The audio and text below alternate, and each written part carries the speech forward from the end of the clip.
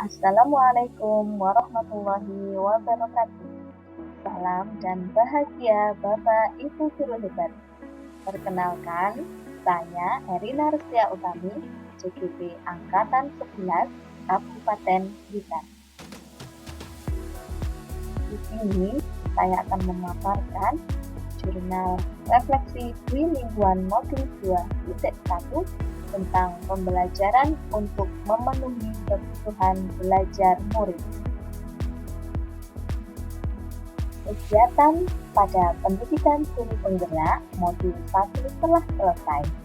Kemudian saya mulai mempelajari modul 2.1 yaitu tentang pembelajaran untuk memenuhi kebutuhan belajar murid melalui pembelajaran berdiferensiasi. Kegiatan pembelajaran masih menggunakan alur yang sama yaitu alur merdeka, yaitu mulai dari diri, eksplorasi konsep, ruang kolaborasi, demonstrasi kontekstual, elaborasi pemahaman, koneksi antar materi, dan aksi nyata. Pada refleksi kali ini, saya menggunakan model 4C yang dikembangkan oleh Richard, Branch, dan Morrison pada tahun 2009. Yang pertama adalah connection, yang kedua challenge, yang ketiga konsep, dan change. Apa itu model refleksi 4C? Yang pertama, connection, yaitu apa keterkaitan materi yang didapat dengan peran sebagai calon guru penggerak. Yang kedua, challenge. Adakah materi atau ide dari narasumber yang berbeda dengan praktik yang dijalankan selama ini? Ketiga, konsep. Di sini saya menceritakan konsep utama dan penting untuk dipelajari dan terus dibawa selama menjadi CGP atau bahkan setelah menjadi guru penggerak. Dan yang terakhir, change. Apa perubahan yang ingin dilakukan setelah mendapatkan materi ini? Pada refleksi yang pertama yaitu connection. Pada modul 2.1 ini, saya mempelajari bagaimana memenuhi kebutuhan belajar murid melalui pembelajaran berdiferensiasi, di mana materi ini sangat erat kaitannya dengan peran saya sebagai calon guru penggerak. Melalui modul ini, saya diperkenalkan tentang bagaimana menganalisis dan memetakan kebutuhan belajar murid, yaitu kesiapan belajar, minat belajar, dan profil belajar. Saya juga diperkenalkan tentang strategi-strategi yang dapat digunakan untuk memenuhi kebutuhan murid sesuai dengan keunikannya masing-masing melalui pembelajaran berdiferensiasi. Pembelajaran berdiferensiasi sendiri adalah teknik instruksional atau pembelajaran di mana guru menggunakan berbagai metode pengajaran untuk memenuhi kebutuhan individual setiap murid sesuai dengan kebutuhan mereka. Ada 3 macam diferensiasi, yaitu diferensiasi konten, diferensiasi proses, dan diferensiasi produk. Hal ini sangat membantu saya sebagai seorang calon guru penggerak, di mana salah satu peran guru penggerak adalah sebagai pemimpin pembelajaran yang senantiasa mengarahkan lingkungan pembelajaran yang berpusat pada murid. Di samping itu, dalam implementasi pembelajaran berdiferensiasi di kelas, saya dapat mengembangkan nilai-nilai guru penggerak yang saya miliki, yakni mandiri, efektif, kolaboratif, inovatif, serta berpihak pada murid. Tahap yang kedua adalah challenge. Dari beberapa konsep materi yang saya pelajari pada modul 2.1 ini, ada beberapa hal yang berbeda dengan apa yang sudah saya terapkan selama ini. Di antaranya adalah sebagai berikut.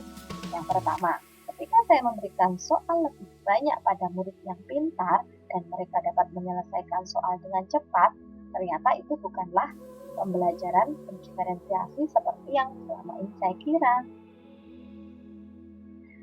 Ternyata mengelompokkan murid berdasarkan tingkat kecerdasan mereka dan memberikan perlakuan berbeda sesuai dengan tingkat kecerdasan murid itu bukanlah pembelajaran berdiferensiasi. Dan ternyata dalam melaksanakan pembelajaran berdiferensiasi, kita tidak harus menyiapkan beberapa rencana pembelajaran untuk memenuhi kebutuhan belajar murid. Tahap yang ketiga adalah konsep.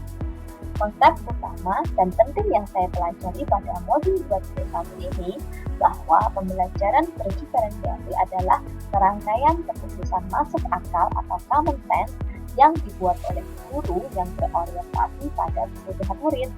Keputusan-keputusan yang dibuat tersebut adalah yang terkait dengan satu, berpihak pada kurikulum. Pembelajaran berdiferensiasi itu tidak mengubah konsep dan tujuan kurikulum, tetapi meningkatkan kreativitas guru dalam membuat inovasi perencanaan pembelajaran. Yang kedua, guru menanggapi atau merespon kebutuhan belajar murid dengan menerapkan strategi diferensiasi konten, proses, dan produk. Yang ketiga, penciptaan lingkungan belajar yang mendorong semangat murid untuk belajar. Yang keempat, manajemen kelas yang efektif. Dan yang kelima, penilaian berjenjang atau peer assessment.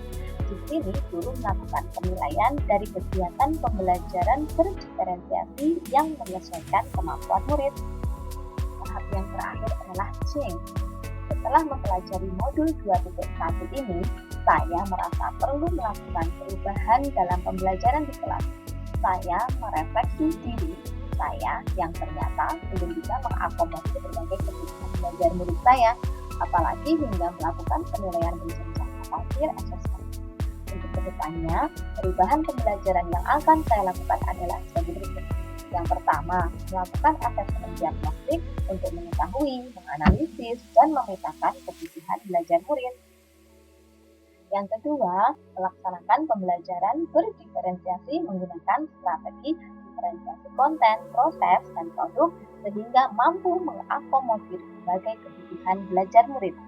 Yang ketiga, menciptakan lingkungan belajar yang aman, nyaman, dan menyenangkan bagi murid. Yang keempat, melakukan manajemen kelas yang efektif. Dan yang kelima, melaksanakan penilaian yang berkelanjutan dan sesuai dengan kemampuan murid. Berikut adalah beberapa dokumentasi yang saya lakukan selama belajar modul 2.1. Berikut adalah beberapa dokumentasi yang saya lakukan selama belajar modul 2.1. Terima kasih, semoga bergerak, lekas bergerak, dan mari menggerakkan. Wassalamualaikum warahmatullahi wabarakatuh.